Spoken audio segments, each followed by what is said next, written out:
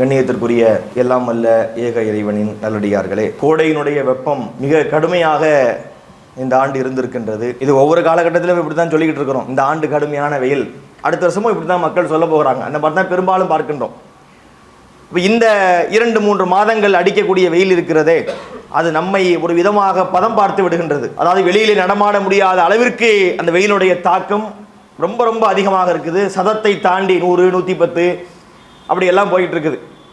குறிப்பாக இந்த கொங்கு மண்டலத்தை சார்ந்த ஈரோடு, கரூர் இங்கெல்லாம் ஓரளவுக்கு குளிர்ச்சியாக இருக்கும். மற்ற ஊரை விடவும் கொஞ்சம் டிகிரி கம்மியாக தான் இருக்கும். ஆனால் இந்த ஆண்டு அந்த பகுதிகளிலையும் கூட மிக கடுமையான வெப்பம் அடித்து வருவதை நாம் பார்த்து கொண்டிருக்கின்றோம். அப்போ இந்த வெப்பத்திலிருந்து நம்மை காத்துக்கொள்வதற்காக மருத்துவர்கள் நிறைய ஐடியாக்கள் கொடுக்குறாங்க. நீங்கள் பெரும்பாலும் வெளியில் போகாதீங்க, இந்த வெயிலில் போகாதீங்க, அப்படியே போவதாக இருந்தாலும் சன்கிளாஸ், அதாவது ஒரு கூலிங் கிளாஸ் மாதிரி போட்டுக்கிட்டு வெளியில் போங்க என்று அறிவுறுத்துகின்றார்கள். நிறைய தண்ணீர் அருந்துங்கள், உடலை குளிர்ச்சியூட்டக்கூடிய அந்த பானங்களை, அந்த பொருட்களை எல்லாம் நீங்கள் சாப்பிடுங்கள் அப்படின்லாம் சொல்கிறாங்க. இதையெல்லாம் மக்கள் கடைபிடிக்கின்றார்கள். அதே போன்று இந்த சூட்டை தணிப்பதற்காக கோடைவாச ஸ்தலங்களை நோக்கி ஊட்டி, கொடைக்கானல், ஏற்காடு அப்படியான ஊர்களுக்கெல்லாம் பயணப்பட்டு போய் ஒரு 2 தினங்களை நாம் சூடு இல்லாமல் இருந்துட்டு வரணும் அப்படின்னு நினைக்கிறாங்க. வீட்டில் இருந்தாலும் கூட ஒரு ஏசியை போட்டு நல்லா கூலிங்கை ஏற்றி வைத்தா ரொம்ப சூடு ஓவராக இருக்குன்னு சொல்லி அது அப்படி இருக்கிறது. இப்படி பல விஷயங்களில் நாம் நம்ம இந்த வெப்பத்திலிருந்து காத்துக்கொள்வதற்கான முயற்சிகளை நாம் முன்னெடுக்கின்றோம். வெளியிலே செல்ல வேண்டிய நிலை ஏற்பட்டால் கூட கொடை வச்சுக்கிட்டு போகிறாங்கல்ல. ஒரு அவ்வளோ பெரிய சூரியனாக இருந்தாலும் ஒரு கொடை அவரை காக்கின்றது.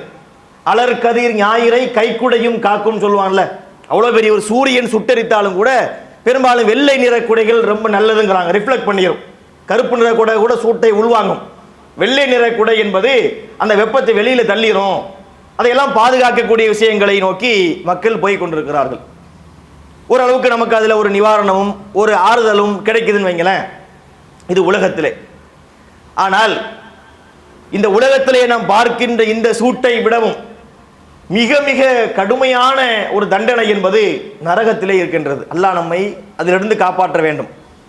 நரகம் என்பது அது ஒரு சாதாரணமான தண்டனை கிடையாது. இந்த உலகத்திலே ஒரு முஸ்லிம் தோற்று போய் அவன் நரகத்திற்குள்ளே நுழைந்து விட்டான் என்று சொன்னால் அவனுக்கு பலவிதமான வேதனைகளை அல்லாஹ் தர இருக்கின்றான். அந்த வேதனைகளை நாம் எடுத்து பார்க்கும் போது பெரும்பாலும் நெருப்பாலான வேதனைகள் அதிகமாக இருக்குது. நிறைய இருக்குது. சாப்பாடு மோசமாக இருக்கும், அங்கே உள்ள ஒரே கூச்சல் இருக்கும், ஒரே குழப்பமாக இருக்கும், ஒரே ஓசையாக இருக்கும், நிம்மதியாக இருக்க முடியாது. இப்படியான பல விஷயங்கள் இருந்தாலும் வெப்பத்தால், நெருப்பால் தண்டிக்கப்படுதல் என்பது நரகத்திலே மிக முக்கியமான ஒரு தண்டனையாக இருக்கின்றது. நபிஸ்ஸலாஹு அலைஹி வஸல்லம் சொல்றாங்க, இந்த உலகத்தினுடைய தண்டனையின் நெருப்பு இருக்குதே, இந்த உலகத்துடைய நெருப்பை விட நரகத்துடைய நெருப்பு என்பது 70 மடங்கு அது அதிகமாக இருக்கிறது. இந்த உலக நெருப்பு ஒன்றுன்னு சொன்னா நரக நெருப்பு என்பது 70ஆக இருக்கிறது. அவ்வளவு மோசமான நெருப்பை கொண்டு அல்லாஹ் அங்கு தண்டிப்பான்.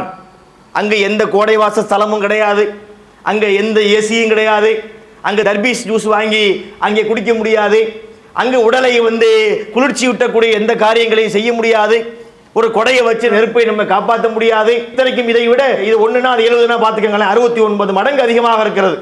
இந்த வெப்பத்தை நாம் தாங்கிக் கொள்ள முடியுமா என்பதை ஒவ்வொருவரும் சிந்தித்து பார்க்க வேண்டும். அல்லாஹ் சொல்லுகின்றான், குலில் ஹக்கு மிர் ரப்பிக்கும், இது உங்கள் இறைவனிடத்திலிருந்து வந்திருக்கக்கூடிய செய்தி. ஃபமன் ஷாஃபல் யூமின் வமன் ஷாஃபல் யக்ஃபுர், விரும்புகிறவர் இதை ஏற்கலாம், விரும்புகிறவர் இதை மறுக்கலாம். ஆனால் ஒன்று, அவர்களை அந்த நரகம் சூழ்ந்து கொள்ளும். அந்த நரகம் நம்மை சூழ்ந்து கொண்டு விட்டால் அதிலிருந்து நாம் தப்பிக்க முடியுமா? அந்த நரக நெருப்பிலே ஒரு மனிதன் விழுவான், பெரு நெருப்பிலே விழுந்து விடுவான். சும்ம லா யமூது ஃபீஹா வலா யஹியா, அங்கே அவன் வாழவும் மாட்டான், சாகவும் மாட்டான். திருமறையிலே அல்லாஹ் சொல்லி காட்டுகின்றான். இதுபோல பலவிதமான தண்டனைகள் இந்த நரகத்திலே இருக்கின்றது. இந்த கோடையினுடைய வெப்பத்தை விட பல மடங்கு உலகத்திலே நாம் பார்க்கக்கூடிய இந்த நெருப்பை விட பன்மடங்கு அந்த நரகத்திலே அல்லாஹ் தர இருக்கின்றான். அந்த நரகத்தை நாம் அஞ்ச வேண்டும். இந்த உலகத்தினுடைய இந்த சூட்டை நம்மளால தாங்க முடியவில்லையே, நரகத்திலே நிழலும் கிடையாது, ஒன்றும் கிடையாது. அப்படிப்பட்ட தண்டனைகளை அல்லாஹ் நமக்கு தருவான். உடலிலே நெருப்பு மூட்டப்பட்டு உடல் எரிந்து போய்விட்டால் உலகத்தில் செத்து போயிடறான், மறுமையிலே சாக முடியாது. நரகத்திலே இறப்பு கிடையாது, தோள்கள் எரிந்து விட்டால் அது மேனியை சுடாது. அப்ப அல்லாஹ் என்ன செய்கின்றான்? ஜுலூதன் பத்தல்லாகும் ஜுலூதன் கைரகா, அதாவது ஒருத்தருடைய உடம்பு எரிந்து போய்விட்டால் அந்த நெருப்பு அவருக்கு உரைக்கணுமா இல்லையா, மீண்டும் புதிய தோலை அவருக்கு போர்த்தி மீண்டும் அல்லாஹ் அவரை பொசுக்குவான் என்று வருகின்ற செய்திகளை பார்க்கின்றோம். இந்த கொடிய நரகத்திலே போய் நாம் விழுந்து விடாமல் இருப்பதற்காக எச்சரிக்கையோடு மார்க்க விஷயங்களை சரியாக பின்பற்ற வேண்டும். அல்லாஹ்வும் தூதரும் காட்டி தந்த அந்த சன்மார்க்கத்திலே நாம் பயணிக்க வேண்டும். இஸ்லாத்திலே தடுக்கப்பட்ட தீமைகளை விட்டு நாம் விலகி நிற்க வேண்டும்.